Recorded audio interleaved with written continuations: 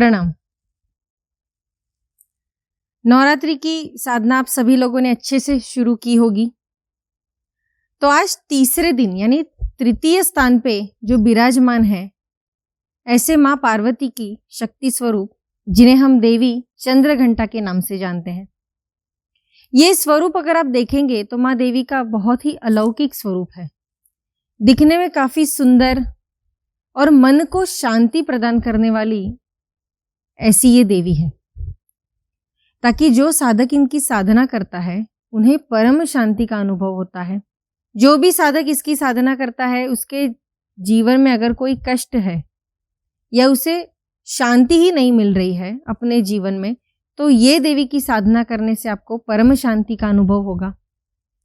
और एक विशिष्ट चीज मैं बताना चाहूंगी कि आप जब ये देवी चंद्रघंटा की साधना करेंगे तो आपको काफी अलग अलग अनुभव आ सकते हैं, तो उससे आप डरिएगा नहीं। जो भी अनुभव आपको आते हैं वो आप अपने तक ही सीमित रखिए, मुझे बता सकते हैं।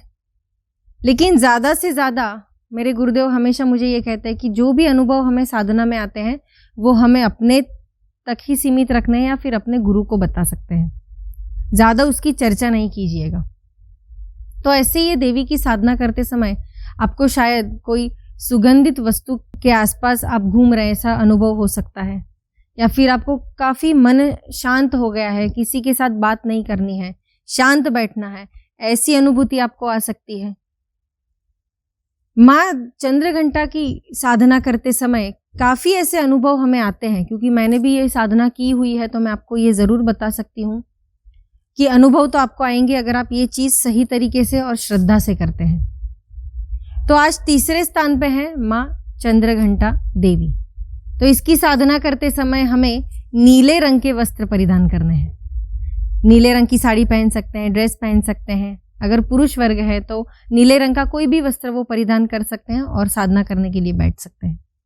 तो देवी चंद्रघंटा की जब हम पूजा करेंगे, अर्चना करेंगे, तब आप उन्हें अच्छे से, जो हम पूजा करते हैं, कुमकुम लगाते हैं, चंदन लगाते हैं, अष्टगंध लगाते हैं, हल्दी लगाते हैं, अच्छे से दिया जलाते हैं।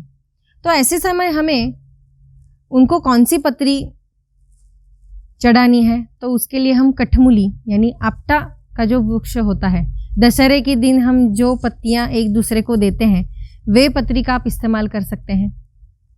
पुष्पों का अगर आप कहेंगे तो नीले पुष्प उन्हें बहुत ही प्रिय हैं। तो नीले पुष्प में कौन से आते हैं, तो गोकर्ण के जो फूल होते हैं, जो महादेव को भी चढ़ाए जाते हैं, तो गोकर्ण के फूल और कृष्ण कमल के जो नीले रंग का कृष्ण कमल होता है वो आप उनको चढ़ा सकते हैं। आसन अगर आप देखेंगे तो नीले रंग का आसन आप ले सकते हैं। जैसे हम वस्त्र नीले रंग के ले रहे हैं, वैसे आसन भी हमें नीले रंग का लेना है। तो ऐसे पूजा करते समय ये सारी छोटी छोटी चीज़ों का ध्यान रख के ही, जैसे मैंने आपको कहा है, वैसे ये सारी चीज़ें आप इकट्ठा कीजिए अगले दिन, और दूसरे दिन आप ये सारी चीज़ इस्तेमाल करके साधना करने के लिए बैठिए। तो चंद्रघंटा देवी की साधना करते समय हमें मंत्र कौन सा लेना है, तो या देवी सर्वभूतेषु चंद्रघंटा रूपेण संस्थिता नमस्तस्यै नमस्तस्यै नमस्तस्यै नमो नमः।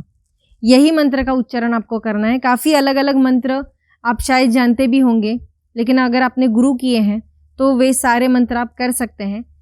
अगर आपने गुरु नहीं किए हैं और साधारण सी अच्छे से साधना करना चाहते हैं तो यही मंत्र का इस्तेमाल कीजिए, क्योंकि अगर कभी कभी हम बीजाक्षर मंत्र लगा के अगर हम साधना करते हैं तो उससे अगर आपकी एनर्जी बढ़ जाती है, अगर आपने गुरु नहीं किए हैं तो वो सारी चीज़ों को संभालने के लिए थोड़ी कठिनाइयाँ हो सकती है।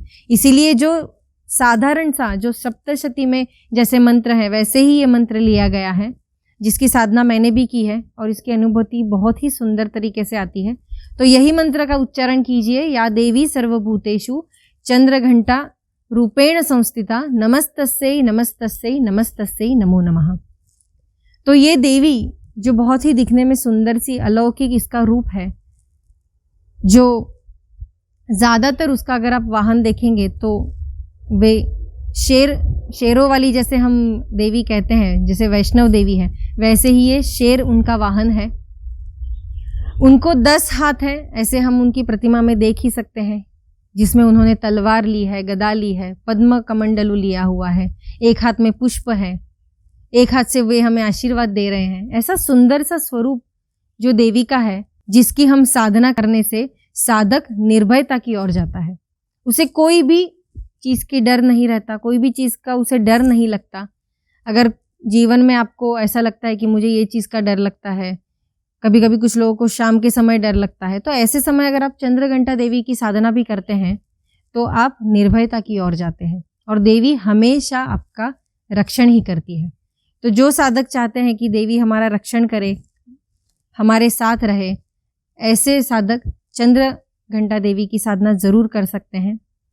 जैसे आसन नीले रंग का लेना है, वस्त्र नीले रंग का परिधान करना है, वैसे माला, अगर आपके पास एमेथिस्ट स्टोन की माला है, अगर आप देख सकते हैं मैंने अपने गले में पहना है, तो ऐसी माला अगर आपके पास है तो ऐसी माला के ऊपर आप ये जो मैंने मंत्र कहा है उसका मंत्र साधना कर सकते हैं।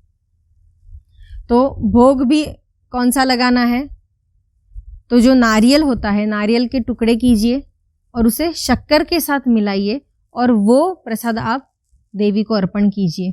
और जब आपकी मंत्र साधना पूर्ण हो तो वो प्रसाद आप प्राशन कीजिए। ऐसे हमें ये चंद्रघंटा देवी की साधना करनी है और बहुत ही सुंदर से अनुभव आपको आने लगे होंगे और आएंगे, लेकिन उसे सभी के साथ शेयर मत कीजिएगा, खुद के पास ही उसे सीमित रखिए। अनुभूति लीजिए, ये 9 दिन माँ देवी के अलग अलग रूप की साधना करने से हमें कितने सुंदर अनुभूति मिलती है और हमें कितनी शांति प्रदान होती है। तो ऐसे ये तीसरे दिन की साधना है। तृतीय स्थान पे विराजमान ऐसे देवी माँ चंद्रघंटा की साधना शाम के समय कीजिए। अगले स्वरूप के बारे में हम जानने वाले हैं, यानी चौथे क्रमांक पे कौन सी देवी है, उनकी साधना कैसे करनी है, वो कल के एपिसोड में आप देखने वाले हैं। तब तक के लिए हमारे इस वीडियो को लाइक और शेयर कीजिए और हमारे चैनल को भी सब्सक्राइब कीजिए। और कुछ पूछना चाहते हैं या कुछ अनुभव आपको आ रहे हैं तो हमारे साथ ज़रूर शेयर कीजिएगा। धन्यवाद।